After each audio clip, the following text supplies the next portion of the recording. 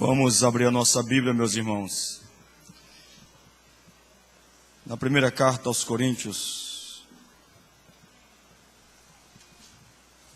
capítulo 11, no verso 26. 1 Coríntios, capítulo 11, versículo 26. Amém? Porque todas as vezes que comerdes este pão e beberdes o cálice, anunciais a morte do Senhor até que Ele venha. Vamos repetir juntos essa segunda parte do versículo. Anunciais a morte do Senhor até que Ele venha. Vamos lá? Anunciais a morte do Senhor até que Ele venha. Amém. Senhor nosso Deus, nosso bom Pai, esta é a sua palavra que será ministrada nessa noite. Fala conosco, Pai, em nome de Jesus. Traga iluminação ao pregador e a todos que irão ouvir essa palavra nessa noite, Pai. Amém. Nós estamos aqui diante de um texto bastante conhecido, que é o texto lido em todas as nossas cerimônias da ceia do Senhor. Nós costumamos sempre ler essa parte. Sempre. Nós lemos a partir do versículo 26, que diz assim: porque eu recebi do Senhor, que também vos entreguei, que o Senhor Jesus, na noite que foi traído, tomou o pão, e tendo dado graças, o partiu e disse: isto é o meu corpo, que é dado por vós. Fazei isto em memória de mim. Por semelhante modo, depois de haver ceado, tomou também um cálice, dizendo: este cálice é a nova aliança no meu sangue. Fazei isso todas as vezes que o beberdes, em memória de mim. Então a ceia é um memorial. Nós participamos da ceia para trazer à nossa memória tudo aquilo que Jesus Cristo fez por nós, na cruz. Amém? E no versículo 26 diz assim: porque todas as vezes que comerdes este pão e beberdes o cálice, anunciais a morte do Senhor. Qual é a mensagem que anuncia a morte do Senhor? Qual é a mensagem? Onde anunciamos a morte do Senhor. Onde falamos da morte do Senhor. Qual é a mensagem? O Evangelho. O Evangelho. O Evangelho é a única mensagem que anuncia a morte de Jesus. Somente o Evangelho, somente a mensagem do Evangelho faz esse anúncio para o mundo. Jesus morreu e ressuscitou e Ele está vivo. Aleluia. Porque a segunda parte do texto diz assim, ó: anunciais a morte do Senhor, ou seja, preguem o Evangelho. Todas as vezes que comerdes esse pão e beberdes o cálice, preguem este Evangelho. Pregue o Evangelho. Até quando vamos pregar o Evangelho? O final do texto diz: até que Ele venha. Até que Ele volte. Então, a ordem para a igreja é essa: preguem o Evangelho até o segundo retorno de Jesus. Até o retorno de Jesus. E eu não posso pecar nessa noite, trazendo uma outra mensagem que não seja o Evangelho. Portanto, nós iremos abrir a nossa Bíblia e falar daqueles textos que nós tanto conhecemos e vamos continuar conhecendo sobre o Evangelho. Nós vamos ler agora Romanos capítulo 3, versículo 23. Há alguns irmãos aqui que conhecem muito bem essa mensagem. Só de eu citar esse texto, alguns irmãos já sabem todos os demais textos que eu irei ler. Mas há também irmãos aqui que nunca ouviram essa mensagem. E por amor a esses irmãos que nunca ouviram, é que nós iremos repetir essa mensagem nessa noite. Romanos 3, 23 diz assim, Romanos 3, 23, porque todos pecaram e destituídos estão da glória de Deus. Então Romanos 3, 23 diz que todos pecaram e destituídos estão, afastados estão da glória de Deus. Mas se você voltar um pouco mais, Você está no versículo 23. Se você voltar para o versículo 10, diz assim: como está escrito. Ou seja, é uma referência do Antigo Testamento, que está sendo repetido aqui na carta aos Romanos. Romanos 3,10. Como está escrito, não há justo, nenhum sequer. Irmãos, esse texto deveria nos assustar, porque esse texto aqui está falando de mim e de você. Assim como também Romanos 3,23. São dois textos que falam da totalidade da humanidade. Fala de toda a raça humana. O versículo 23 diz que todos os seres humanos pecaram. Todos pecaram e destituídos estão da glória de Deus. E no versículo 10 diz que aqui nesse planeta não há um justo. Não há ninguém bom. Não há sequer uma única pessoa boa aqui nesse mundo. E nós podemos provar isso ainda mais lendo a primeira carta de João, no capítulo 1, no versículo 8, na parte A. Diz assim: se dissermos que não temos pecado, enganamo-nos a nós mesmos, e não há verdade em nós. Somos todos pecadores. E o texto está dizendo que se dissermos que não temos pecado, estamos nos enganando. Estamos nos enganando. Então a pessoa que acha que não é pecador, a pessoa que acha que é merecedor do céu, a pessoa que acha que é merecedor do amor de Deus, que acha que é merecedor da misericórdia de Deus, ele está se enganando. Está se enganando. Parece que ele não conhece muito bem o que diz a Bíblia. E a Bíblia está dizendo que todos nós somos pecadores, que nós não somos justos e nós não somos bons. Então, se nós não somos justos, então nós não podemos nos enganar. Merecemos é o castigo eterno. Merecemos é a morte eterna. Porque esta é a lei de Deus. Ezequiel 18:20. É o que está escrito lá. Ezequiel 18:20. A alma que pecar, essa morrerá. A alma que pecar, essa morrerá. Mas voltando ao texto, em 1 João 1,8 diz que se dissermos que não temos pecado, enganamos-nos a nós mesmos. Então, se eu não quero me enganar, se você não quer se enganar, então você deve confirmar e aceitar que de fato você é um pecador. Nós somos pecadores. E se a grande lei de Deus diz que a alma que pecar, essa morrerá. E Romanos 3,23 diz que todos pecaram e destituídos estão da glória de Deus. Então o que nós merecemos da parte de Deus? Eu digo nós, toda a raça humana. O que nós merecemos da parte de Deus? Morte. É isso que nós merecemos. E é bom ficarmos repetindo a mensagem do Evangelho, porque infelizmente ainda há membros desta igreja que não entendem muito bem a mensagem do Evangelho. Não entendem. E o texto é muito claro: a alma que pecar, essa morrerá. Vamos voltar agora para a carta de Paulo aos Romanos. Vamos para o capítulo 1, versículo 18. Assim: pois do céu é revelada o quê? O amor, a bondade, a misericórdia de Deus? Não. Pois do céu é revelada o que, meus irmãos? A ira de Deus. A ira de Deus é revelada do céu.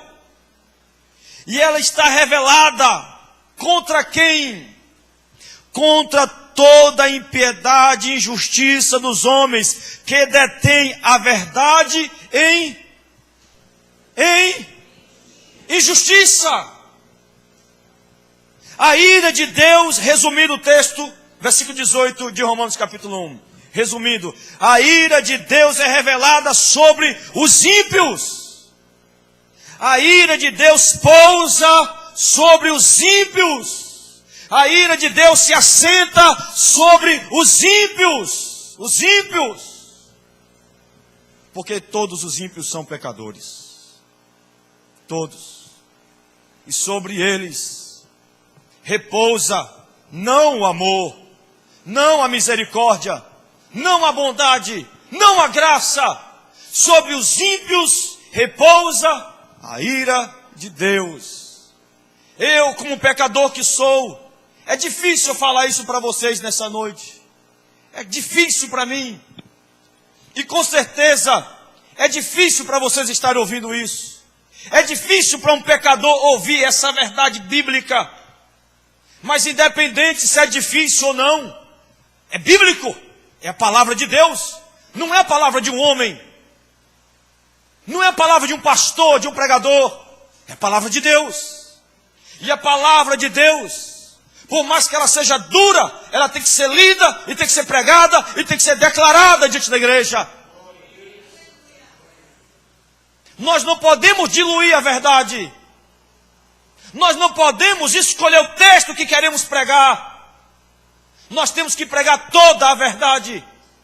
Porque assim disse o nosso rei: toda a escritura fala acerca de mim. Toda a escritura, toda a Bíblia fala de Jesus, aleluia. E se essa é a verdade, então esta verdade aqui, ela existe para um propósito: conhecereis a verdade, e a verdade vos libertará. Dói, mas liberta. Dói, mas liberta. Dói, mas salva. Dói, mas cura. Dói, mas transforma.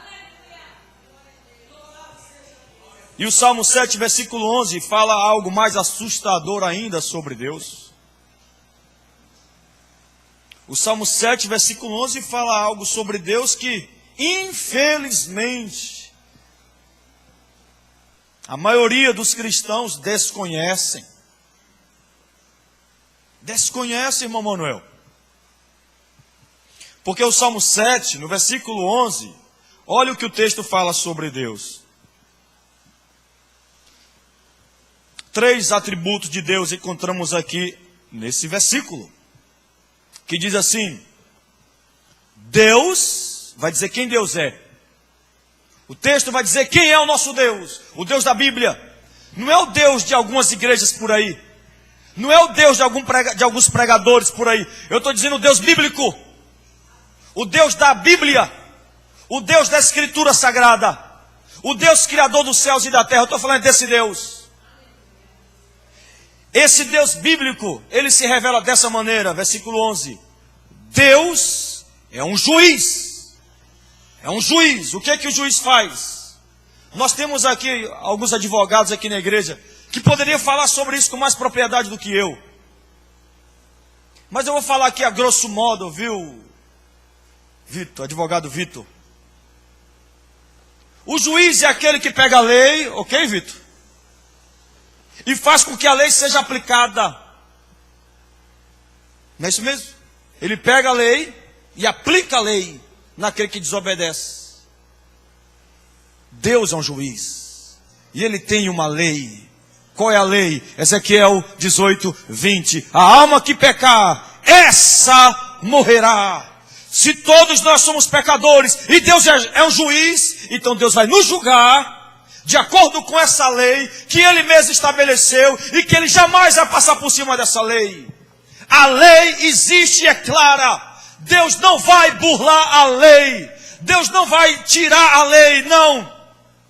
Ele vai fazer com que a lei seja cumprida. Por quê? E aí vem agora o segundo atributo de Deus. Deus é um juiz. Mas que tipo de juiz é Deus? Justo. É um juiz justo.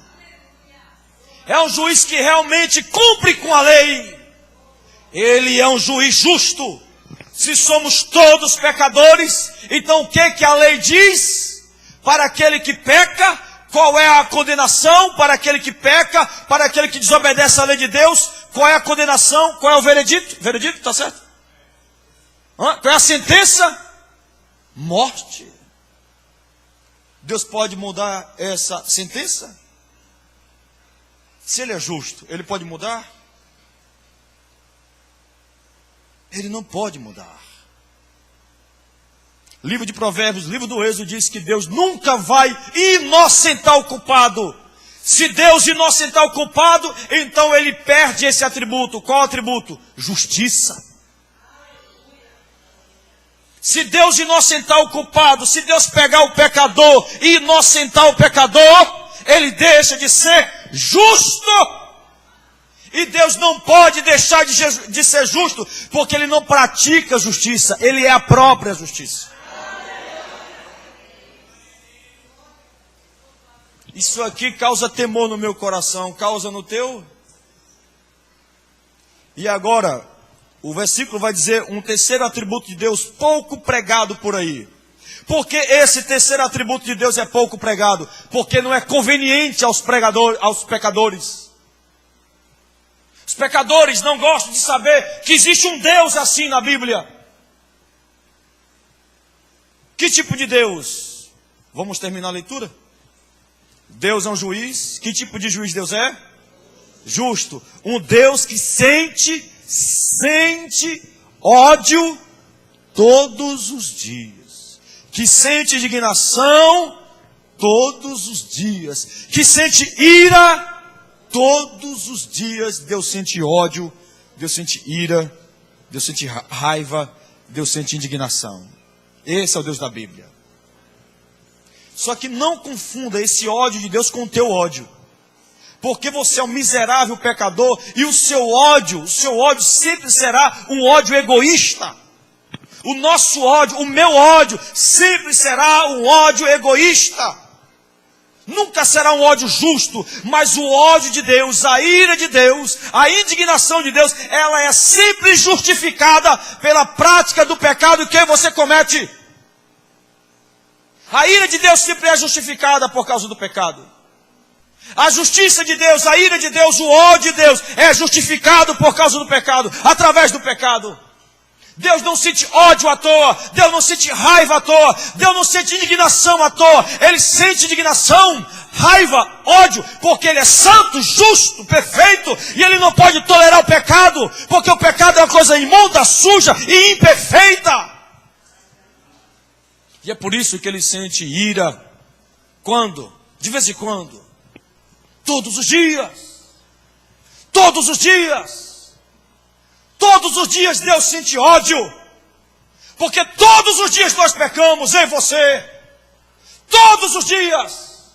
Erramos, falhamos. Todos os dias. E Deus que é 3 vezes santo. Deus que é transcendente. Eu não sei se você já parou para estudar sobre Deus na Bíblia.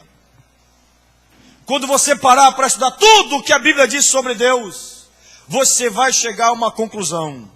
Você vai chegar à conclusão que é a coisa mais bela que existe em todo o universo. Que é a coisa mais perfeita que existe em todo o universo. Que é a coisa mais santa que existe em todo o universo é o próprio Deus. O próprio Deus. Quando você estudar na Bíblia, homens que tiveram encontro com Deus. Que tiveram encontro com Deus. Eles não saíram saltando de alegria. Oh, maravilha, eu vi a glória de Deus, eu vi a face de Deus. Não! Quando nós vamos estudar na Bíblia, homens que tiveram encontro com Deus, eles caíram no chão de medo. Porque eles viram como eles são tão pecadores, sujos, imundos, miseráveis. E eles viram o quanto Deus é santo. Do quanto Deus é belo e do quanto do trono de Deus emana justiça. E eles caíram.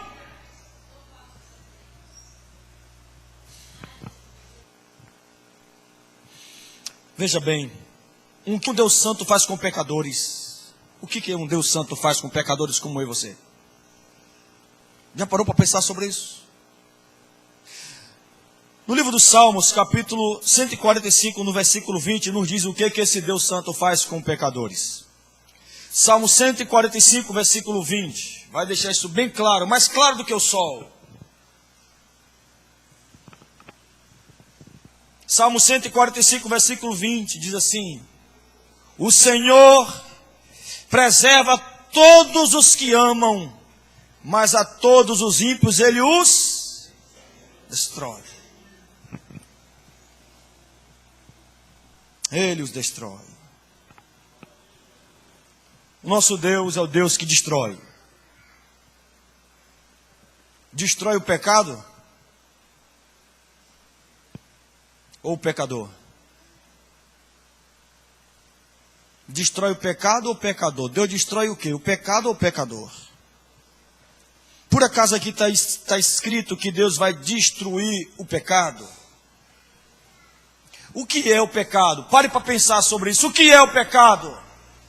Pega no pecado, toque no pecado. O pecado é algo abstrato. Você não consegue tocar, pegar no pecado. Mas o pecador é algo bem concreto e bem vivo.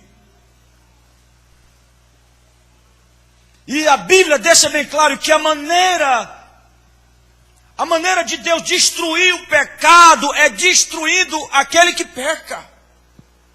Porque nós, pelo fato de sermos pecadores miseráveis, nós queremos diluir a verdade divina, queremos diluir a verdade bíblica e queremos acreditar numa mentira em vez de acreditar na verdade. Qual mentira nós queremos acreditar? Que Deus ama o pecador, mas odeia o pecado. Nós queremos separar o pecado do pecador. A Bíblia não faz essa separação. A Bíblia não separa pecador de pecado. Pecador e pecado, à luz da Bíblia, é uma coisa só. É uma coisa só. Não existe separação entre pecador e pecado. É uma coisa só. É por isso que o texto diz que Deus destruirá todos os ímpios. Porque para ele destruir a mentira, ele tem que destruir o mentiroso. Para ele destruir o adultério, ele tem que destruir aquele que adultera. Para ele acabar com a prostituição, ele tem que destruir aquele que prostitui. Esse é o Deus da Bíblia. Essa é a verdade. Mas veja bem, o que devemos fazer então para nos salvar? Para você se salvar? Para mim me salvar? O que eu posso fazer? Você pode fazer alguma coisa? O que podemos fazer para obtermos a salvação, o perdão de Deus? A resposta é nada. Não há nada que você possa fazer para ter o perdão de Deus.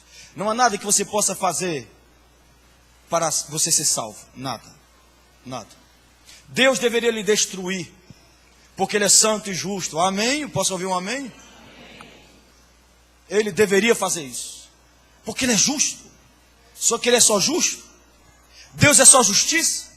Deus é só santidade? Não. Deus tem vários atributos. E Deus, quando age, Ele não age apenas com um atributo, Ele age com todos eles. Quando Deus age com santidade, quando Deus age com justiça, ao mesmo tempo Ele também vai agir com amor, Ele vai agir com misericórdia e vai agir com graça. Só que Deus não pode agir com amor, com graça e com misericórdia, sem antes agir com santidade, sem antes agir com justiça. Para Deus agir com amor, Ele tem que agir com justiça. Porque Ele não vai inocentar o culpado, Ele não vai fazer isso. Se Ele é justo, Ele tem que punir o culpado.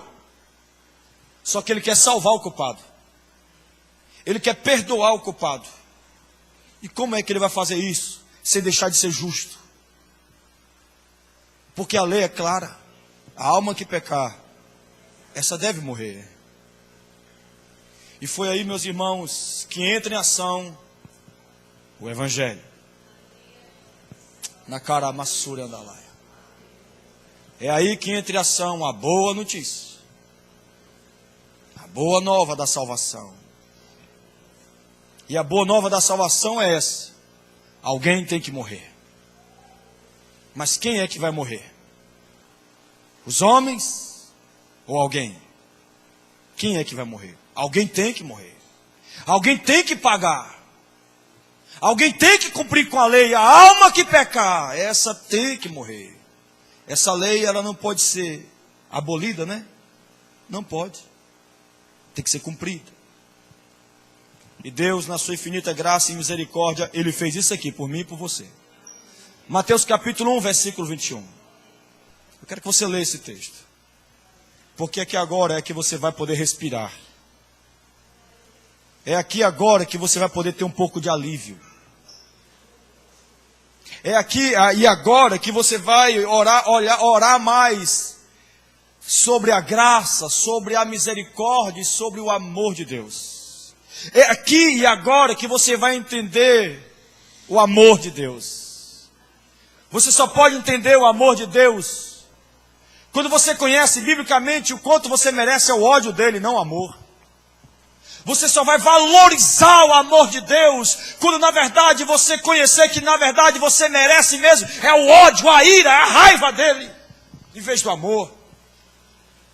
Você só vai valorizar o perdão dele, a graça dele, a benevolência dele, quando você olhar para você e ver que você merece, não é o perdão, você merece a punição, é o castigo, é a morte eterna.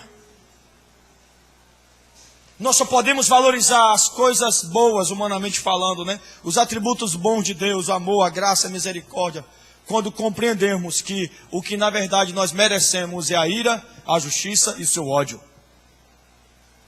Mas em vez dele agir com ódio sobre nós, e apenas com ódio, somente com ódio, ele agiu com ódio, com justiça, mas com amor. Quando ele fez isso aqui por mim e por você. Mateus capítulo 1, versículo 21. Romanos 3, 23 diz: porque todos. E qual é o salário do pecado? Romanos 6, 23. A morte. Agora veja. Mateus 1, 21. Ela, está falando de Maria. Ela dará à luz um filho, a quem chamarás. Olha o nome aí, ó. Qual o nome? Qual o nome, gente? Qual é o nome, meu Deus? Qual é o nome? Jesus. Jesus, Jesus, Jesus. Porque ele se chamará Jesus. Porque o filho dessa mulher se chamará Jesus. Porque essa mulher vai dar à luz a um filho e o nome será Jesus. Nakaya Sura Nalaya. Porque o nome Jesus significa aquele que salva. Ela dará à luz um filho, a quem chamará Jesus, aleluia, porque ele, e somente ele, salvará o seu povo dos seus pecados, porque são muitos. Não é do seu pecado, mas dos seus pecados. Se o salário do pecado é a morte, então Jesus Cristo nasce, ele vive a vida que deveríamos viver. Ah, que vida Jesus Cristo viveu. Ele obedeceu a Deus em tudo, ele nunca pecou. Jesus foi criança, nunca desobedeceu seu pai e sua mãe. Foi adolescente e nunca um aborrecente, nunca pecou. Jesus foi um jovem, como eu fui. Eu fui, não sou mais. Eu já tenho 40 anos. Já tenho uns cabelinhos brancos aqui saindo já. E eu pequei muito quando eu era menino, quando eu fui adolescente e quando eu fui jovem. E agora com 40 anos eu ainda peco. Mas ele nunca pecou. Jesus nunca pecou, aleluia. Nunca! Nunca!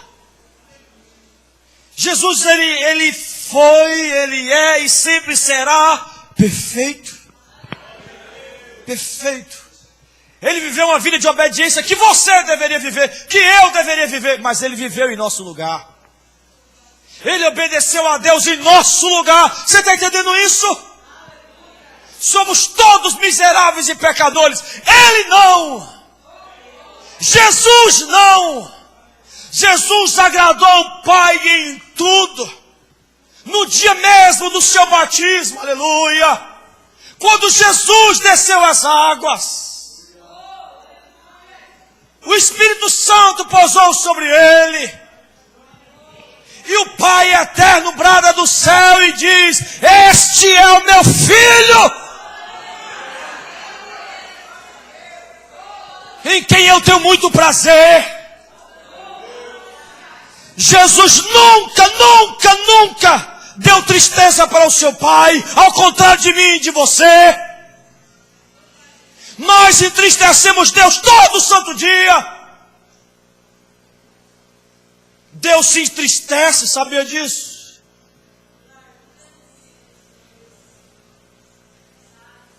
Nós temos o Espírito Santo. E o que é o Espírito Santo? Deus. E a Bíblia diz, não entristeçais o Espírito Santo. Mas nós o entristecemos todo dia. Nós somos... A gente não presta não, irmão.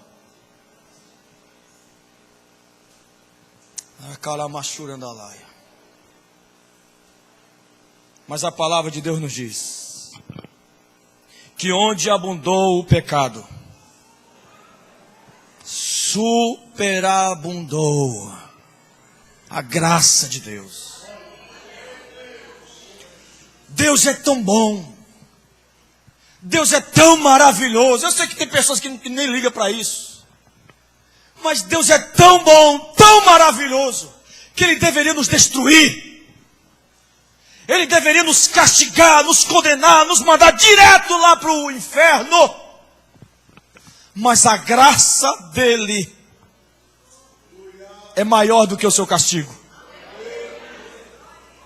E a graça de Deus nos alcançou.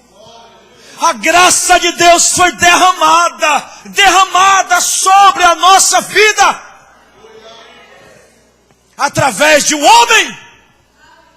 Através de alguém que em vez de nos deixar morrer em nossos delitos e pecados, Ele mesmo veio, Ele mesmo desceu, assumiu a nossa culpa, assumiu a nossa maldição e morreu no nosso lugar, entregou a vida dele pela nossa.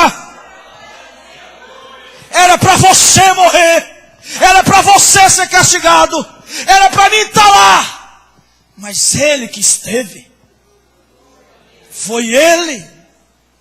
Foi Jesus. Jesus assumiu a nossa culpa. E é por isso que Romanos 5,8 está escrito assim. Romanos 5,8.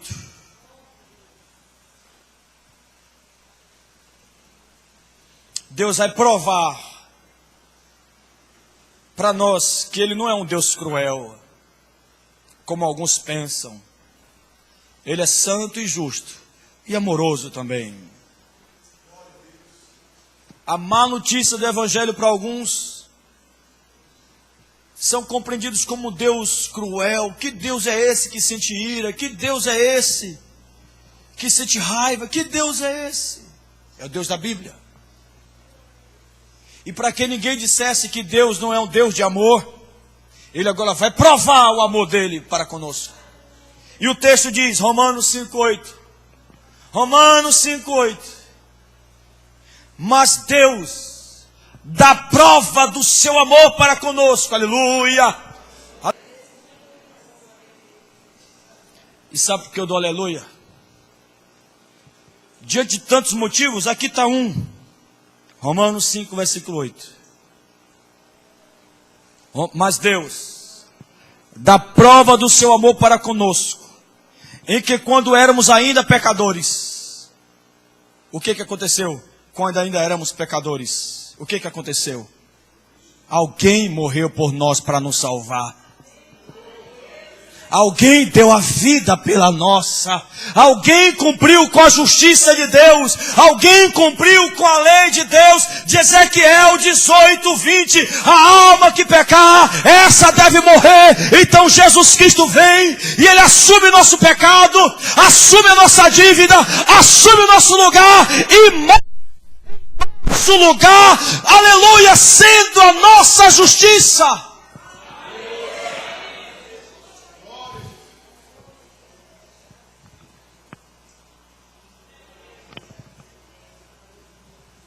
Ele deu a vida pela nossa.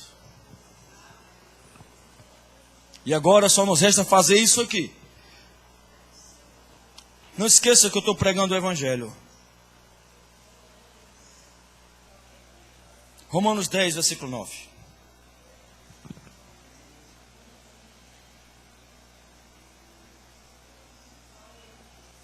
Romanos 10, versículo 9 e o 10 diz assim: